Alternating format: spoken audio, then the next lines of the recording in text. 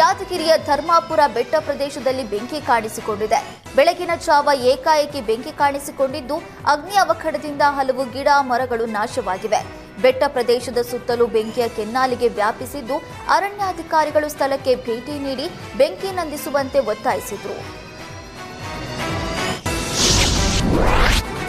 ತುಮಕೂರಿನಲ್ಲಿ ನಿಯಂತ್ರಣ ತಪ್ಪಿ ಖಾಸಗಿ ಬಸ್ ಪಲ್ಟಿಯಾಗಿದೆ. ಬಸ್ನಲ್ಲಿದ್ದ ಪ್ರಯಾಣಿಕರು ಪ್ರಾಣಾಪಾಯದಿಂದ ಪಾರಾಗಿದ್ದು, 5 ಮಂದಿಗೆ ಸಣ್ಣ ಪುಟ್ಟ ಗಾಯಗಳಾಗಿವೆ. ತುಮಕೂರಿನ ಹೇರೂರು ಬಳಿ ಕುಕ್ಕೆ ಸುಬ್ರಹ್ಮಣ್ಯದಿಂದ ಬೆಂಗಳೂರು ಕಡೆಗೆ ಖಾಸಗಿ ಬಸ್ ತೆರಳುತ್ತಾ ಇತ್ತು. ಈ ವೇಳೆ ಚಾಲಕನ ನಿಯಂತ್ರಣ ತಪ್ಪಿ ಏಕಾಏಕಿ ಬಸ್ ಪಲ್ಟಿಯಾಗಿದೆ. ಇನ್ನು ಬಸ್ನಲ್ಲಿದ್ದ 24 ಜನ ಪ್ರಯಾಣಿಕರು ಪ್ರಯಾಣಿಸ್ತಾ ಇದ್ರು. ಸ್ಥಳಕ್ಕೆ ಕುಣಿಗಲ್ ಪೊಲೀಸರು ಭೇಟಿ ನೀಡಿ ಪರಿಶೀಲನೆ ನಡೆಸಿದ್ರು.